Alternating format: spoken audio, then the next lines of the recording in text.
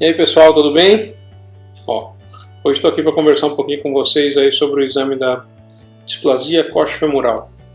É um tema bastante polêmico e recentemente, depois da certificação do PENHIP, a gente tem percebido que algumas articulações têm se comportado de uma maneira um pouquinho diferente. Tá?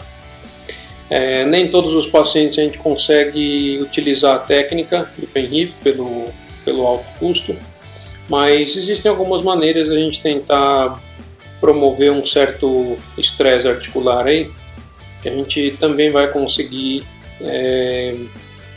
avaliar um pouquinho de maneira dinâmica também essa articulação.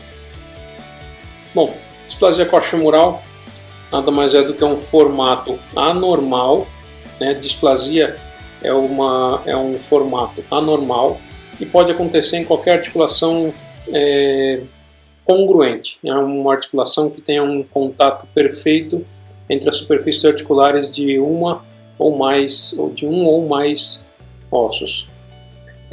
Esse exemplo, por exemplo, da foto, a gente tem um paciente com um encaixe imperfeito nas duas articulações do quadril,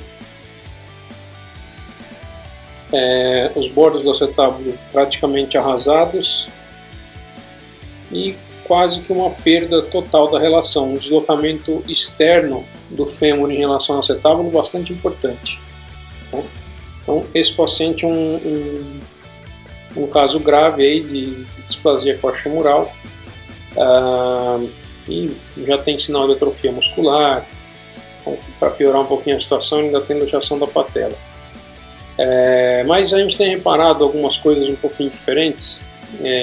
Este outro exemplo, nessa imagem que a gente faz o exame padrão, né, um estudo com extensão do membro pélvico caudal, né, a gente tem percebido que a gente pega esta musculatura, né, posterior da coxa e acaba rotacionando ela medialmente em direção ao acetábulo. Tá? Então a gente acaba promovendo um encaixe, ou a gente força essa articulação a entrar dentro da articulação. Então no caso anterior que a gente acabou de ver, é um paciente que tem um formato muito alterado nas articulações, fazendo com que ele perda o encaixe articular. Esse paciente que a gente está vendo na foto aqui, ele tinha sinal clínico, tem sinal clínico,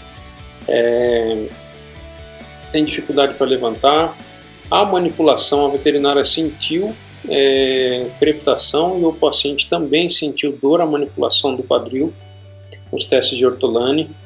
Então ele foi direcionado para o estudo do coxal, pois tinha sintoma. E quando a gente fez essa articulação, acho que a maioria dos colegas audiologistas vai concordar comigo que isso é uma articulação praticamente normal. Tá?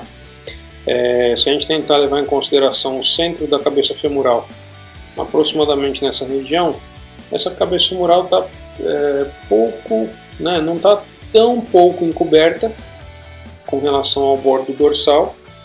Então o bordo dorsal do acetábulo faz esse contorno aqui, Isso não é um encaixe tão ruim assim, certo? Porém, quando a gente submeteu esse paciente a um estresse articular, utilizando uma técnica semelhante à do PENHIP, olha o que acontece com essa articulação. Então a articulação do lado direito, que era a articulação que ele tinha um pouquinho mais de sintoma, esse encaixe agora, a gente tem cabeça do fêmur, bordo do acetábulo, tá? Aqui é a mesma coisa, bordo do acetábulo, cabeça do fêmur. Então, nesse caso, quando esse paciente sofre um estresse em que vai fazer essa articulação se deslocar externamente em relação ao quadril, essa articulação se manifesta de uma maneira um pouquinho diferente. Isso faz diferença na terapia desse paciente? Será que isso vai interferir na vida dele? Que tipo de tratamento esse paciente pode ser submetido, sabendo que ele tem uma lassitude articular. Tá? Então, quando a gente coloca esse paciente no posicionamento padrão, extensão do membro pélvico caudalmente, essa articulação basicamente é uma articulação normal. Quando a gente promove o estresse articular,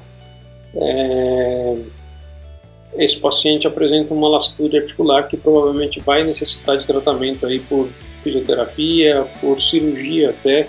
Aí quem decide esse tipo de tratamento não é o radiologista, quem decide esse tipo de tratamento é o ortopedista, é o fisioterapeuta, é o médico veterinário responsável, certo? Então, esse vídeo tinha o intuito mais disso, de alertar os colegas aí de algumas possibilidades adicionais em que o exame de raio-x pode auxiliar no estudo dinâmico das articulações. A gente faz esse exame com excelência aqui na Raio-X VET. Então, se você precisar de algum auxílio nesse sentido, pode contar conosco e espero ter contribuído aí um pouquinho com o crescimento profissional de vocês aí. Então, aqui estão nossos telefones de contato, siga a gente nas redes sociais e até breve aí mais alguns vídeos interessantes aí sobre a radiologia veterinária. Muito obrigado.